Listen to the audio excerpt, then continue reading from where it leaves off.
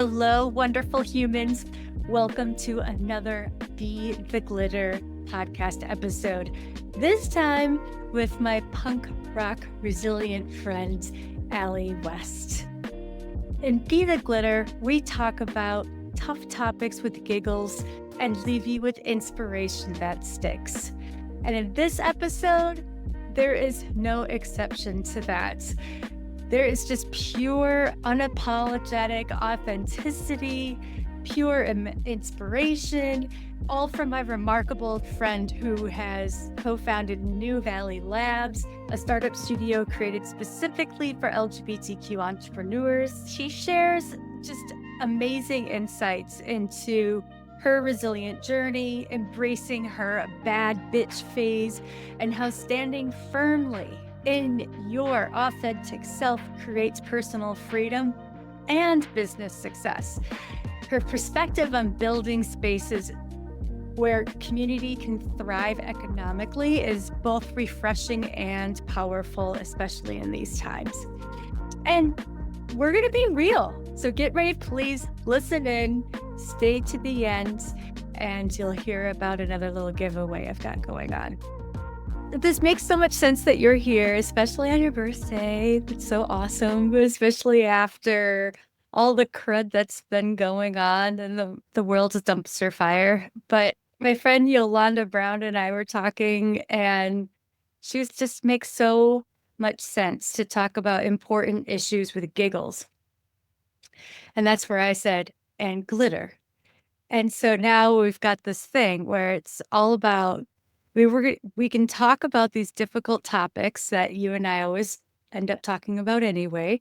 And we find our giggles, and we also have some glitter. We know how to just find a way to bring some inspiration that sticks, despite how painful some of these conversations can be. Or not the conversation itself, the topics that we have to discuss. Yeah. But the moment you stop talking is the moment everything keeps sliding farther back. This is awesome.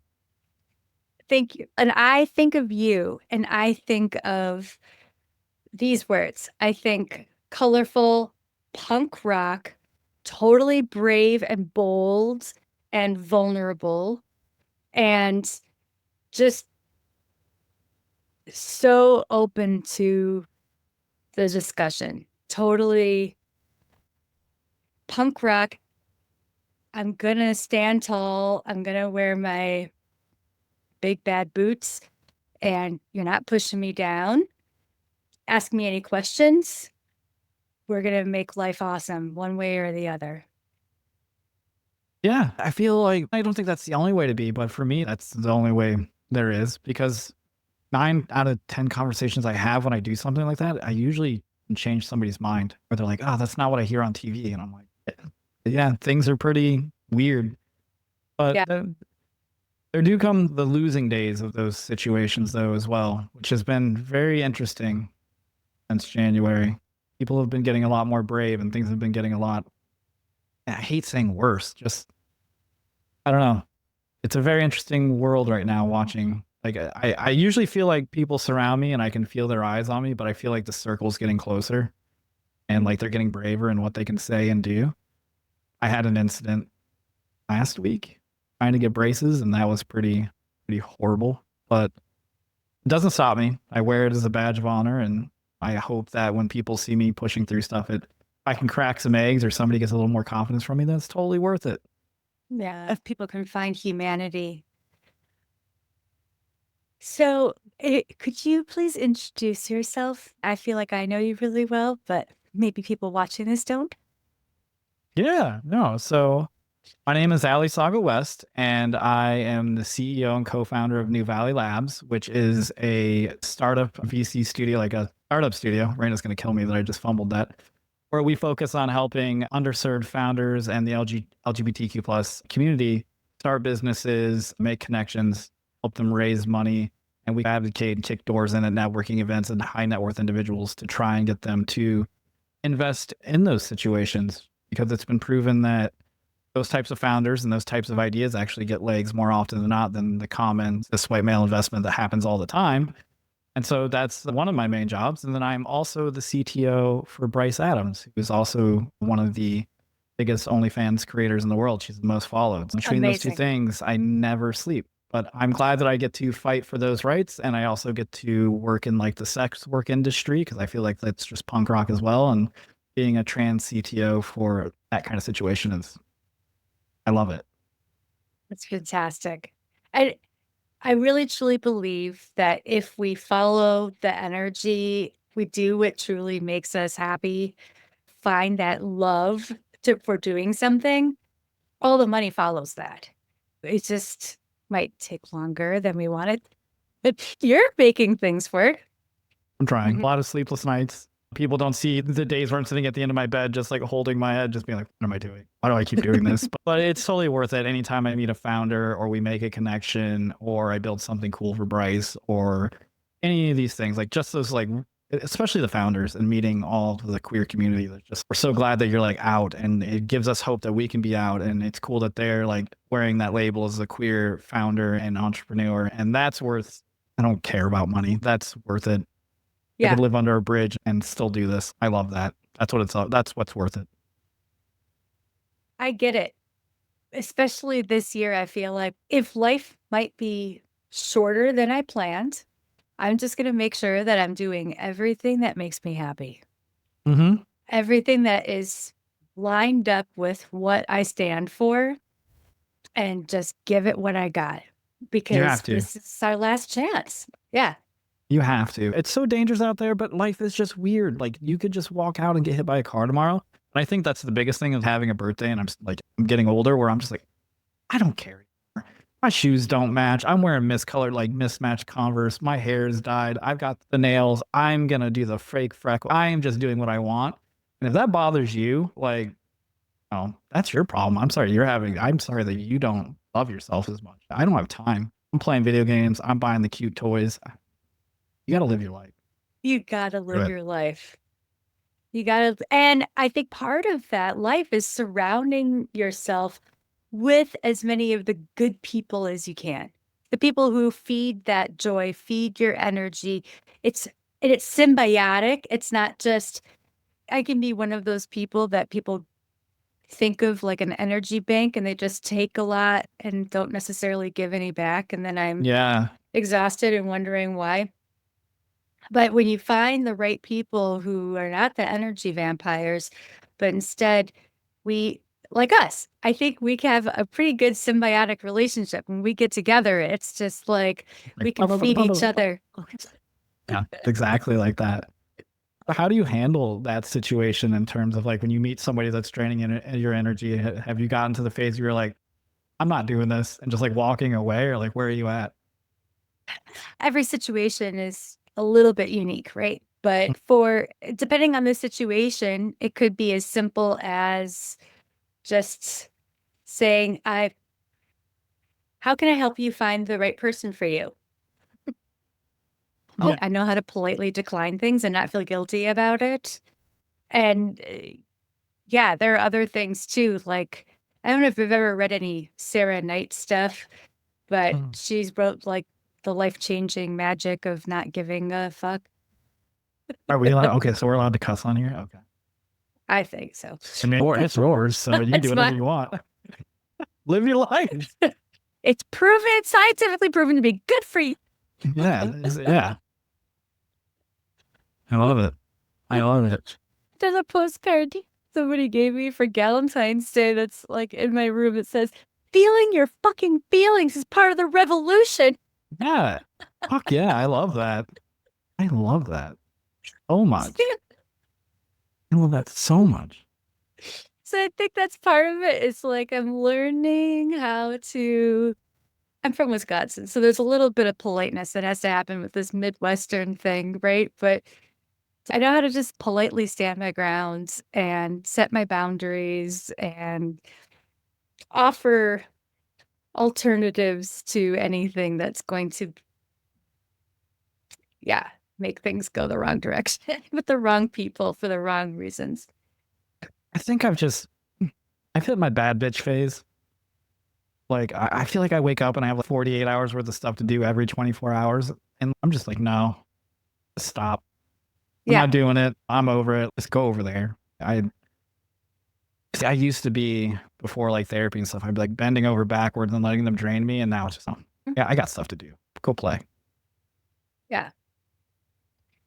Yeah, exactly. And that's important because our energy is so necessary we have to put so much energy into these worthwhile causes and projects and missions. And we also need to protect the energy. We need to just lick our own wounds and take care of ourselves. There's part of my business plan is downtime and self-care, self-love time. And whether that's art therapy or fitting in a nice walk in the middle of the day with my dog in the sunshine, or hopefully soon that means getting on a sup board and just giving people voicemail messages while I'm out in the middle of a lake because we get good reception in the middle of Lake Wingra. Interesting fact. You just know that one. It's 5-2 out there. Good things that we can do to still be productive and take care of ourselves at the same time, which all those tiny little gifts we can give ourselves add up to a much healthier way of rocking life, I think. Yeah, that's the way to be. Like, I have everything self-caretaking in my calendar, so it blocks it off so people can't do meetings. But I'm almost like a sim, like from the video game, where like 6:59, I'm like blah blah blah blah, and then 7 o'clock, I will just set my stuff down in front of somebody and just walk off, and they're like, "Where are you going?" I'm like, "It's time for blah blah blah activity. I'm not giving this up. Like, I'm defending my time. I'll be back in an hour. Just stand right there." But that's where I'm at. Yeah, 100%. And I think part of also taking care of ourselves, if we feel like we're in a social situation or like somewhere where things aren't so copacetic. Maybe there's some Good word. Big word. if it's not like physical, but it's more like verbal, emotional abuse or something that's like aggressive that way, where you can just, I feel like we can just put ourselves in a clear crystal. Oh, come on. What's the thing from Doctor Who? The phone booth? Yeah. What is it called? Oh, the TARDIS. TARDIS. Thank you. I had it was like the letters of that word were just like scrambling around in my head and I couldn't. TARDIS. So it's like we can make our own clear, visible TARDIS and just watch in a safe zone and just be like, okay, we're just in a weird blip of time where this is happening and I'm not responsible for this. Yeah. I love it. I love it. Keep it up. Maybe this is a good way of like bringing up this slogan that I've been saying and everyone loves it. If you're not in with inclusivity, you're out of touch. What is your take on that? What does that mean to you? Because everyone's got their own personal story to bring to that. Oh my God, that brings up so much stuff. Yeah. It honestly, because it almost makes me angry, if I'm being honest. Yeah. Just because it makes me think of everything that's happening.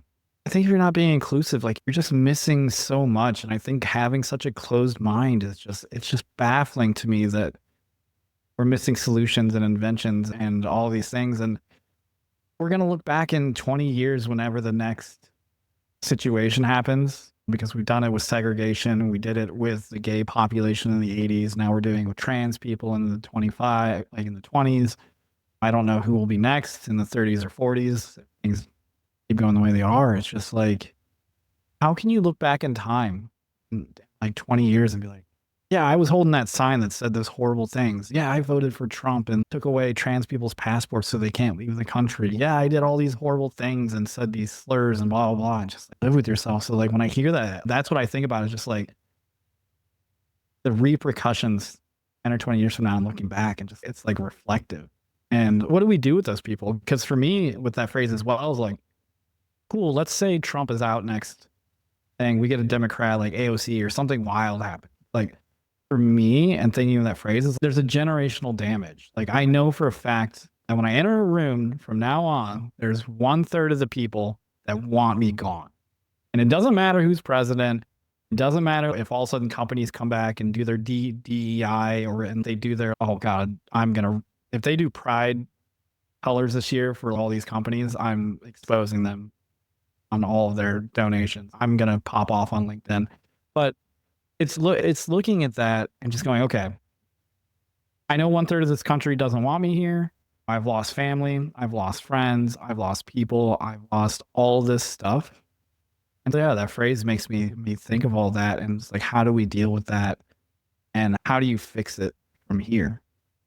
Sorry, that was a lot. You said that, and I don't know if that's where other people go and they're like inspirational, but I just went like straight into all the things that like I face every day. And I think that's beautiful that you can be so vulnerable and honest about that, because that's the truth. It never made sense to me ever since I was a little kid. It never made sense to me. So I am coming from a place of just never understanding racism or misogyny. And I definitely don't understand anyone who's anti-LGBTQ, IA plus. It doesn't make sense to me. The hating Asians thing was a baffling thing for me too. It was like, where did this come from and why now and what? Yeah. So it is unfortunate that hate even exists. And to go to a nerdy place, my partner and I were watching Orville. And I love Orville. That's such a little slept on show. I feel like it's like the closest thing to like the next like Star Trek that I like really enjoyed. Sorry to interrupt, but keep going. I love Orville.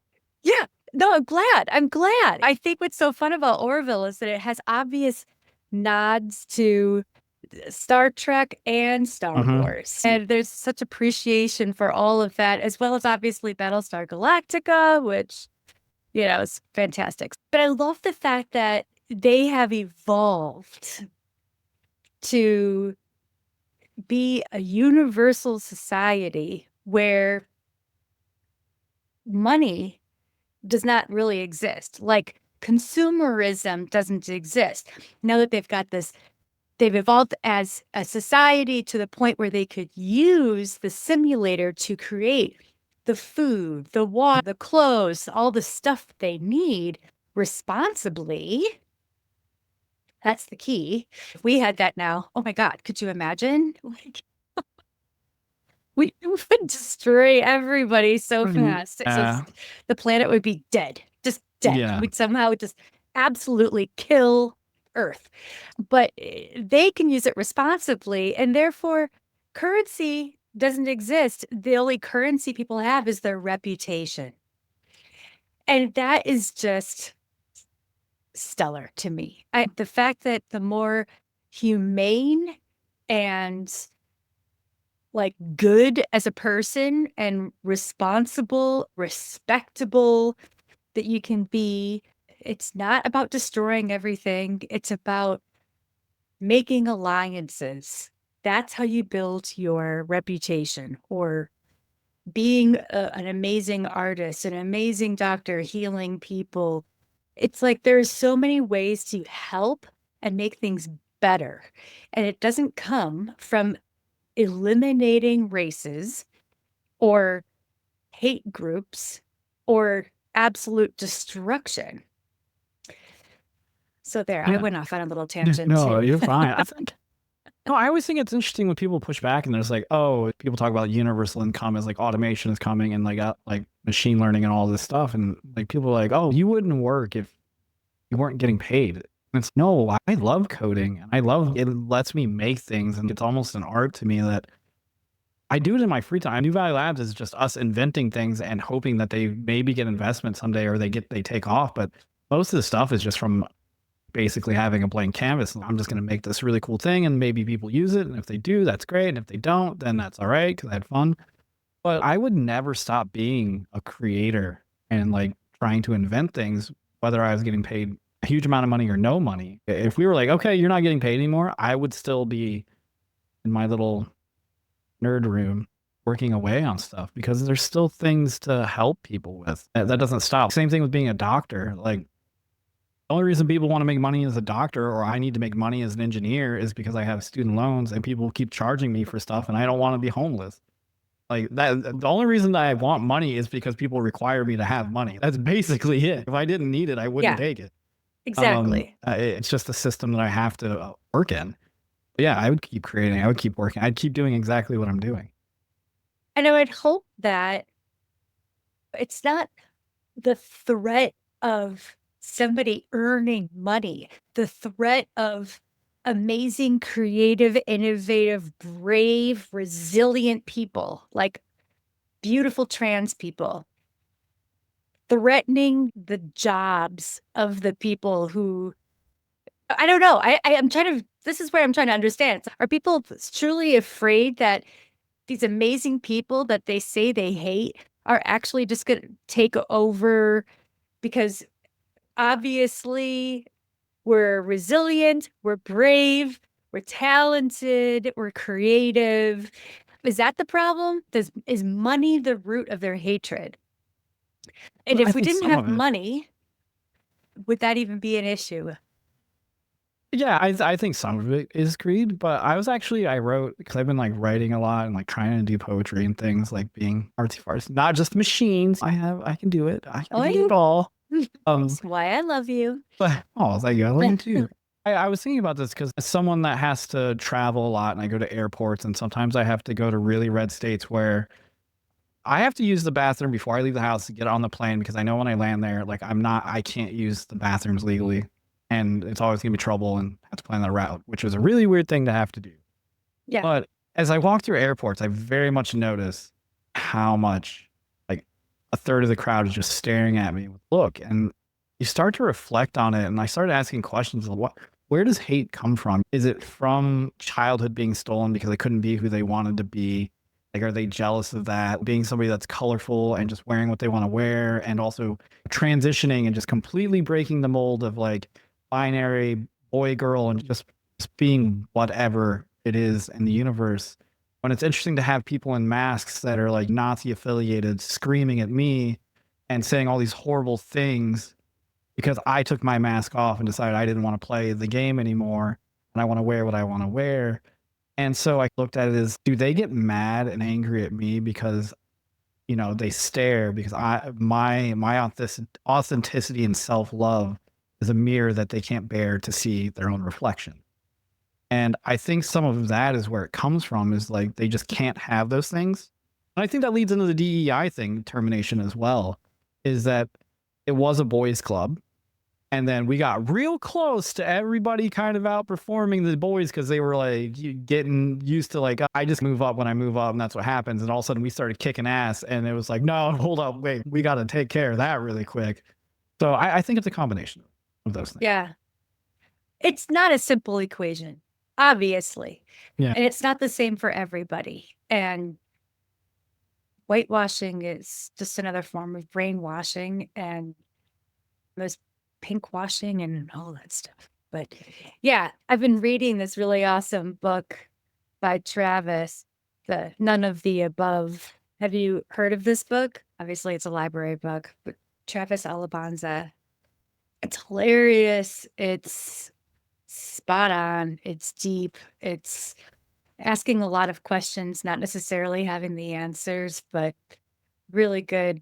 Seriously, what is everyone's problem? Gender, and why does it have to be binary? Why do we have to stick to something that's not even true? It's just not. Yeah.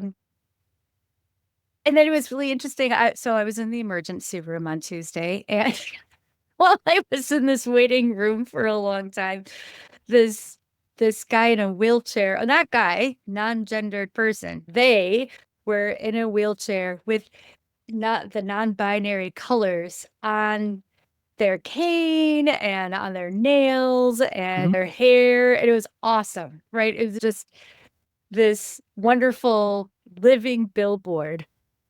You do it. And they were just like, yeah, exactly. I was like, and I complimented them on it. And they were just like, I bet you don't even know what my gender is. Like, I am a very rare case where I'm XXY. And I said, that's great. That's interesting. I know that there are a lot of people that actually have not the only two genders that were taught Mhm. in science class. And they said, oh, really? I thought it was the only one. And I'm like, oh, come on, Siri. They didn't even like hear that Jamie Lee Curtis probably was the same. And they were just like, I Is that did true? not I didn't know talk that. about it. Jamie Lee Curtis? Yeah, I think she's an XXY. Cool. Yeah. Cool. But it's just like convenient to not know any of that. It's even convenient for people to just compartmentalize and just, this is the only thing I want to know. It's, oh gosh, everyone just open up and like the science is actually right there. And it's too bad that so much of it is trying to get destroyed and erased for everybody. Everybody. Yeah, it's a weird thing I want to say like on the patriarchy, especially with like how they attack trans women more than they attack trans men. I think like Yeah. having the non-binary and gender like fluid and like spectrum, it it breaks that boundary down where it's here's where the women go and you're not a man, so stay in your little corral and we're going to control you. And then they see trans people and they see me running around and they're going, okay, this is a problem. What are we going to do? Because we're making rules against women. We're doing these things. And now you guys are running around and making a muck. And like, you see them trying to corral and being like, you're actually this. And I think that's where some of this hate comes from as well. Is just like control and rules. Yeah. You see the new voting law that they're doing? They're Which trying to do the SAFE Act. I think it's called. It's voter verification at the polls that you have to bring two forms of ID and one can't be your license. And I think one has to be oh your yes, birth I did hear certificate. about that. Yeah, and it has to match. And so I don't know if I don't think my birth certificate doesn't have my new name, but all my other stuff does. And I don't think I can change it anymore with the rules. I have to check. But it's like, yeah, if you were married, can't vote. If you're trans and change your name, can't vote. Like it's really crazy like how far out they're going to handle this whole situation. Scary. It is scary. It is. And that's why there are more and more protests being organized. And there's so many things to raise awareness to.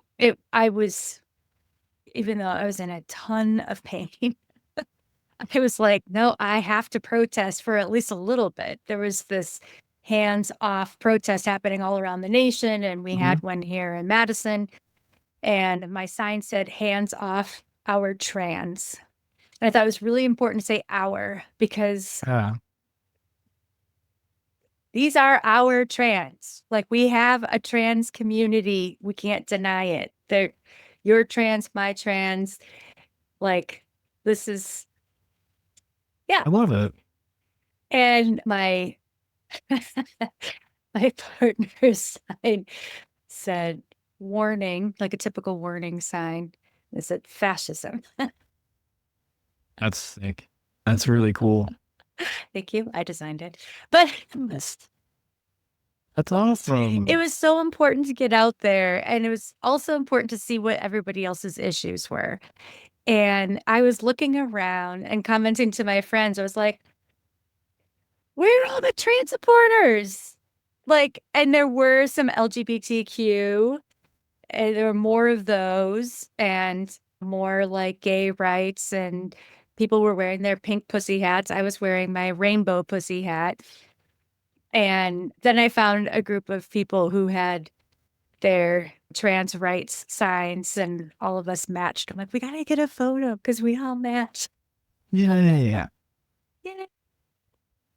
And yeah, it was just, Yeah. I was gonna say, it makes me so happy. Thank you for doing that, because it does make me happy that to hear people standing up. Because every day it's like exhausting, especially as Fox News is just putting stuff out. But I think people are a little scared to stand up for trans rights with like how crazy it's getting. 'Cause we're getting to the point where they're like, trans people are stealing kids off the streets and giving surgeries. Trans peoples are perverts that are sneaking into bathrooms. Trans people are ruining women's sports and sneaking into locker rooms. And that's when you start getting the crazies that think that they're being heroes and they're like getting their guns and like their weapons and they're doing stuff. And I think people are like, I think there's more people that support trans people that are not just visible, especially like when I talk to them, because everybody I talk to, maybe they're just scared of me because I'm like, I'm here now. There's a trans person. They're like, oh, I totally, like, I'm with you until I'm gone. But I think there's an inherent fear that like the level that they're pushing at the trans is because it's like the forefront of everything is it's bubbling. I think it's very much bubbled to the top that I've gone from nervous or I've let them stare to I'll leave places or I won't go places or I won't go alone or I'm very much like red alert that mhm. someone will snatch me up or hurt me at this point, which I didn't feel a year ago. I very much feel like at any point someone will hurt me while I'm walking Yeah. around. And I think, it, oh, so many things on that. So to give you another little extra hope, hopefully, is that then my neighbor friends who had walked to the Capitol from their place, it's like almost 4 miles, got there just in time when I was feeling nauseous and I needed to go. And then I'm I can't like, believe it. I'm so glad you're okay. That's so scary. I am too. It was really scary. It was. It was like a lot of mystery pain and a lot of tests, and they're going, yeah. I'm like, Oh no. it's okay. I'm better now. But anyway, so my friends showed up and they all have trans kids, all of them. And so I'm like, hey, anyone want my sign? And it was like hands, multiple hands coming up to grab my sign, proud to carry it on for the rest of the protest and the march. And that felt really good. But also, what you were saying is that I find it so disgusting that the people who are accusing trans people of all these violent acts are actually the ones who are Doing. Yeah. being violent. And all my trans friends say, we just want to live in peace and we don't want to ruffle any feathers. We just want people to leave us alone.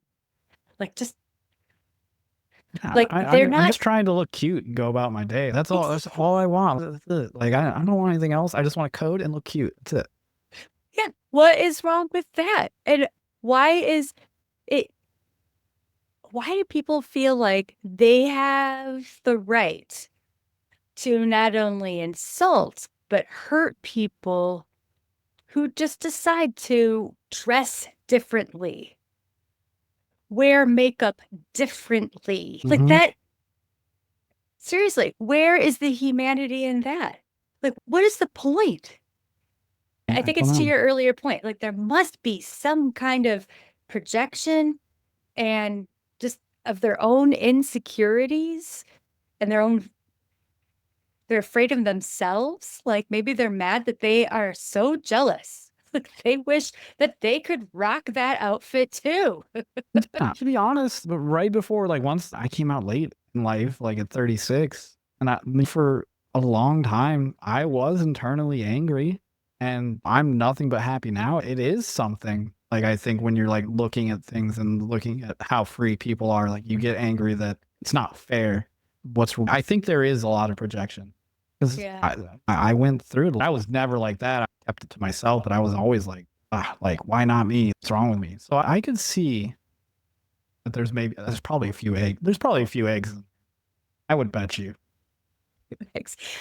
Okay. And so that reminds me of, frankly, just some ugly stuff that's happened in my life where this person I had been married to for 20 years just suddenly got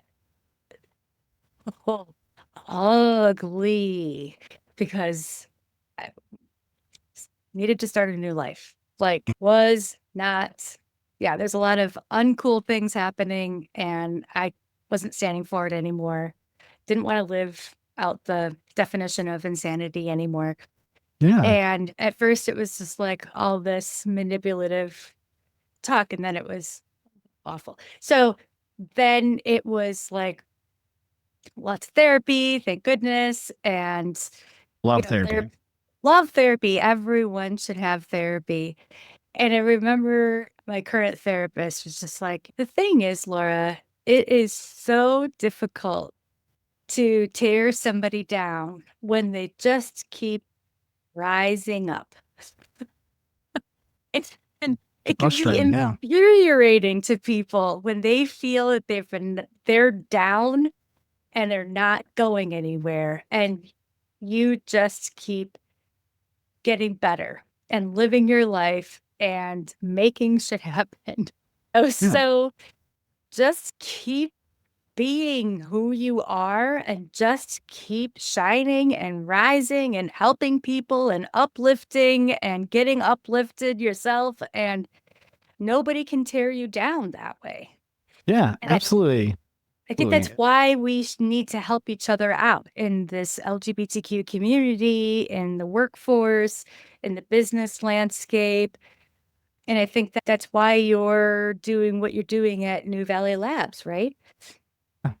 Yeah, I also want to say a point that like people tearing other people down like that is getting out of that is because going to therapy like you were doing and like I've done to get where I'm at. It's like that's a lot of work. And I think people get upset by that too, that it's a lot easier for them to like try and knock down the ladder that you're building than it is for them to focus on themselves and be like, yeah, that childhood actually wasn't pretty good. And look at things and actually discover stuff. So yeah, I agree with you 100%. But yeah, that is what we're trying to do at New Valley Labs. That's just what I'm trying to do personally, just even in my free time. It's just, you got to help everybody. As long as you're not being horrible. And that goes for absolutely anybody. And I love going to the bar and meeting someone that is conservative or finding out that somebody did vote for Trump and have them interact with me and give them you can ask me whatever you want. I will let you know if it's offensive, but I will still answer it so you understand why it's offensive. And I'll explain everything. If it gets too offensive, you have to buy me a drink. I've gotten a few drinks where I'm like, yep, put down $5. That was pretty bad. And they're like, okay. $5? Where can you get a drink for $5 anymore? So it's Ohio. You get a shot for $5 for sure. If I'm have to deal with all this, I'm doing a shot. It's very much okay. Here's how this works. But when I leave those conversations, like most of the time, they're like, that's not what I've been told. That's not how that works. I'm like, I talk about my injections and progesterone and like my body changing. And I'm a very statistical person. So right before I transitioned, my therapist had me get in the best shape of my life. And she's like, see if you like your body when you're just like absolutely big beard, Viking ripped.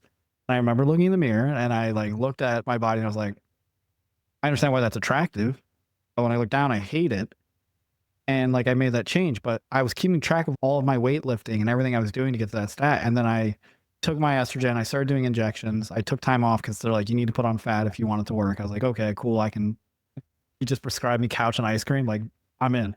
And so I did that. But when I came back and started lifting, I lost 68 to 72% of my strength and it's not coming back. Like I'm working out again and I'm just like, it's just scientifically like my muscles just don't have what they need to do it anymore. And when I show them that and I show them like my digital thing that I keep track of, they're like, that's insane. I was like, yeah, when you start looking at these sports conversations for the 10 people that are at the professional level and you look at the rules of the Olympics and these high levels where they require you to have 2 years of hormone therapy that is being measured by like this, not the state, but like the industry, it's like the Olympics.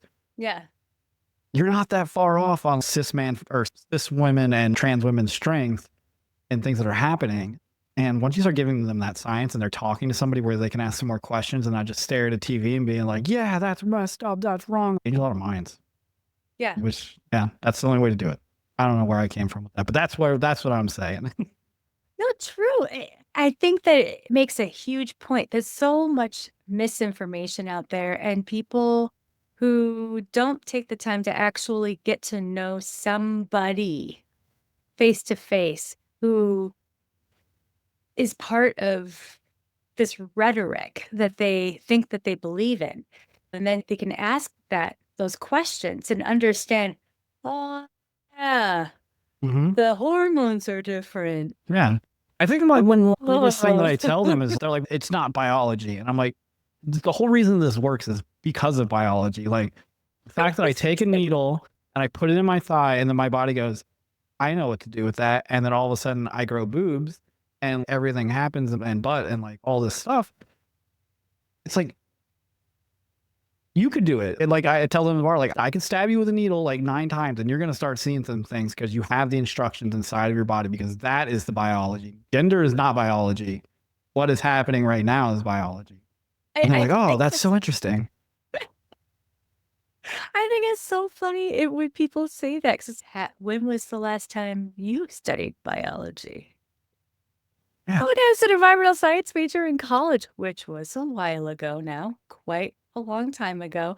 But even then, like, you learn about all the different animals who change gender because of whatever. There's matriarchal societies of fish. And when the queen dies, then her prince or her manslave turns into a woman and is a queen. That's fun. It's this total manslave. She keeps to her side, and then she dies. Then he's, oh, I gotta be queen, and then his body just goes up. Here I am, I'm queen. And that's basically my origin story. That's just how it works. And it's not the only case, but it's a really fun one. I also like this touches so many things that, of course, people don't want to talk about. Like, our impact on the environment is also changing genders in devastating ways for, say, the alligators in Florida. There, again, back in the 90s, late 90s, there was a huge problem where, because of all the runoff and whatever was coming from from farms and stuff, the runoff was making a lot of the female alligators, actually a lot of the male alligators, hermaphroditic, and a lot of the female alligators didn't want to have any sex with anybody, and so they were having this weird alligator population problem because, like, our runoff, our toxic waste was screwing things up for them. And it's just, it's, yeah, I know it's bad. Maybe that's what I'll start saying to people when they get mouthy with me. They're like, why would you do that? I'm like, it's the microplastics. Like, I just, microplastic got me. okay. And to be fair, I don't know if you can tell, but I have totally put on a little bit of glitter on my face for today. I think it's like showing up. Oh, I shouldn't have done that. But every time I do that, my partner's, oh, it's microplastics. I'm so good on so many things. Let me have my glitter, please. Yeah, it's hard. It's really hard It makes to get out of that happy. stuff. That's part of my goal. We're working on some stuff at Nuvi Labs. Like, we're gonna go on a retreat and solve some things. But my goal is to like try to create some kind of inverse to all the major corporation things that we have going, like targeting like Amazon, Facebook, and Instagram, building a new internet situation. People probably think I'm crazy. I am. And just things like that. Like, I think there is a way to fix this if people are willing to adopt a change of mind, which is probably going to be the hardest thing. But I think that's the only way that we'll solve it. I think like having all this consolidated stuff that we have, like you basically go to 1 or 2 places to get your music. You go to one or 2 places to get all your food. You go to 1 or 2 places to get all this stuff. And you're getting plastic, you're doing this, you don't own anything, and you're just doomed. I think you're creating alternatives? I'm planning. I'm working on it. We're doing planning right now. Yeah. So that makes me so excited because I am being as anti-meta as I can. And even when I was in Spain in February, somebody said, oh, it would be great if you use WhatsApp, and then we can give you the instructions to get into the apartment that you rented. And I said, I got rid of my WhatsApp because it's owned by Zuckerberg. Yeah. So it either check out the invitation I sent you for Signal, or we could just keep messaging right here in this booking app. And they were like, Yeah. and no discussion about that. And then there's the weirdness with Signal too. So I don't know. I'm trying to find like good alternatives for all the meta stuff. Yeah. I think the biggest thing is getting back to people owning their own data and owning their stuff. Like we don't own anything anymore. And I think that's where the core of my beliefs on some of the new technology that I want to work on is coming from, is that we have all these centralized servers and we're dumping all this power into training these huge models and doing all this stuff. It's not 1990 anymore, and it's not the early 2000s anymore. Like most people have neural networks in their iPhones sitting in their pockets that are capable of doing incredible things. That distributed computing is not, it's not unfeasible anymore. But Zuckerberg and Amazon are not going to be like, stop using our computer clusters where we're mining all of your data. Plus, there's a lot of tech to write. But I think that's the way that the world needs to go, is just start going back to its own. And also just doing this with food. Raina is a huge farmer, and just talking about distributed farming and distributed food, and like, how do you do that in cities and food deserts instead of being like, Amazon Whole Foods is here. Farmers are doing these mass produced, killing the soil farming and like all this stuff. It's like, how do you distribute that so that you can have 20,000 micro farms all within a few miles? You get your fresh food that's brought in, stuff like that. That's Stuff the like things I that. want to work on the next 10 years, over the next 20 Urban years. gardening. I think there should be so much more about that. Again, with the food desert thing, or even just helping people understand how food can grow and how to feed themselves proper nutrition. If we can create more programs, it'd be nice if it were government subsidied, but like where there were, seed sprouting kits and, what you can do in a window that faces this and faces this direction. And oh, you got a window that faces this direction. This is what you can grow. And this is how easy it is. And maybe it's just a lettuce bowl, but it's something. Or Yeah. there are just so many ways in which we can reduce the cost of food and let people get some food that they're not going to find at a convenience store. No. And I think the other portion of that is like looking at it in layers of like infrastructure and things that happen. It's like you build tech that does that, and then you like build these like food desert farms, or you build like new internets, or you build things that people own and have their data.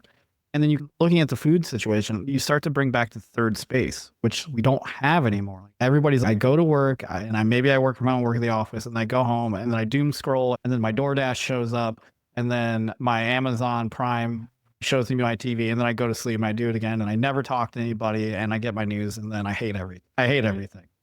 It's Yeah. okay. So when you start building it, it's, oh, you have distributed farming and stuff like that. It's okay. I grew more food than I need. Okay. Now we're bringing back farmers markets that are all over neighborhoods and community. It's, oh, you have a distributed social media that like you own your data and you're doing these things. It's like you build your own websites that you host inside your house that cost you a penny, and you're not giving your data to some major corporation, and you're inviting people over, and we bring back MySpace top 10, and it's very dramatic, and people are interacting and doing and hosting their own stuff. Like, I think when you start to build these distributed systems, you'll naturally start building the third spaces. And I think that's when you'll start getting social change where people are interacting again and not just closing themselves off with, I don't even think they want to be hateful or ignorant.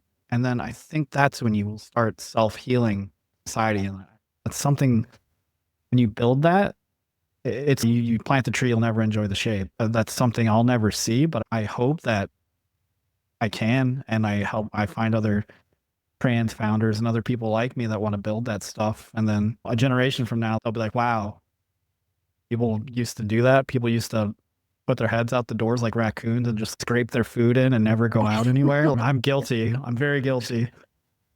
Yeah, that's the kind of future I'd like to be working on. over the next 10 years. Freaking love that. Love that. I'm so excited. I'm so excited for the future now. Thank you, because I needed to be excited about the future. There you go. There you go. And I'm building some very next gen OnlyFans, like cool stuff. So there's that too. Got the porn and the hope. Love. We just Yeah. need all the love. And as my lady friend said, it's like every act of pleasure and comfort is a total act of rebellion right now. It is. I love that. That really is. She's smart. She's awesome. Very smart. I love that. Feeling that. So, any advice or any gratitude that you would like to share? Advice and gratitude. Advice would be as strong as you can. Be as visible as you can and within your spectrum of safety. Don't get hurt. For me, like there's some people like I know it's coming and I don't care. That's the kind of visibility I want and that's the kind of fight I have. But don't think that you have to do that. But be yourself as much as you can within the realm of your safety. And don't ever give up hope on those things. It took me a long time to come out. It's been such a goofy, fun journey through second puberty. And I'm happy to have the community of people that do those things, those people that stand up for a second, or they make those signs, or my friends that call me when I'm crying because something horrible's happened. And I'm just so happy to have them. But yeah, be as brave as you can. Don't let these years get you. And it's going to be tough for a long time, but we have each other. We'll make it. Each other. And if you see me bopping around with my colorful hair and stuff, come say hi. Maybe we'll build something. Maybe we'll be friends. Or maybe one of my favorite things about life is we'll just share some stories because you can't do everything. And I love to collect people's adventures from the little separate timeline they've had from me. So even if we just bump on that node, it's a gift to meet someone. You're such a beautiful person. Thank you so. Wow. And anybody that deserves some gratitude from you today? Oh, Raina, every day. Yeah. Raina is, as people know, Raina's my business partner and co-founder at New Violence, but she's also my best friend, which is very funny because business hours is business, Allie, and business Raina, but after hours, we are so close. Both sides of it, I couldn't do this business without her, and I couldn't do life without her as my best friend. She was the first person I came out to, and she just accepted me. And then I told her, she basically just threw me on a rocket sled and was just like, go. And she's like also does thrifting in her time. So she's also finds all of my clothes and my outfits, and she helps me with just about everything. And so try to let her know as often. And I want the world to know that I couldn't have done this without her. And I probably wouldn't be as brave because she's a bad bitch and she just props me up so much. And yeah, I love her to death. I owe her everything. That's fantastic. Oh, I love that. I am so grateful for you. Thank you so much. And I'm grateful that you had me on here. Thank you so much this was so much fun. Was it? I hope so. You get to have a wonderful birthday now. I know, right? Raina's taking me out to dinner too. I'm so excited. Dumplings. I know. I'm going to eat 100,000 of them. You to work out so you can get extra appetite. No, I'm going to do exactly like your friend said. I'm indulging and it's an act of rebellion. I'm just going to have my mouth full yelling, "This is punk rock," as I just shovel them in and out. That was like me with Mexican food last night. I just had a hint that I was feeling better, and I haven't been eating enough with this. And the doctors are even yelling at me like, you have to eat. Your body is fighting this infection. So last night I was like, okay, we're going to go get some Mexican. I just got this huge burrito. His partner was good. just like, yeah, there's just no way Laura's going to eat all that. And then I was like scraping the last bits out of the end of the burrito. And you did it. Oh, you did, like, just concerned. And you did it. But he was like, wait, what did you eat today? You did not eat enough. We need to order more. That's awesome. I love Mexican food. I just love food. I love food too. That was one of those things that came with the change with the estrogen. I didn't eat before. Now everything just tastes so good. I love, what was it that you said? You learn to eat a cookie, do a squat. Yeah. That's what you do. Yeah. When you're transitioning, you have to put on weight. And so you get your barbell and you do your hip thrust and you dip and you eat a cookie, load it up, and then you squat. How you do it? How you do it? I forgot about that. You Can't believe have you to be remember careful that. with me. I remember these. It's amazing. The cookie do a squat. That's a sticker. I'm gonna get that tattooed. Tramp stamp. Just on my So yeah, when people see me squat at the gym, they can see it'll have like the Get a Mouse a Cookie look to it. Yeah. Oh, Bad decisions.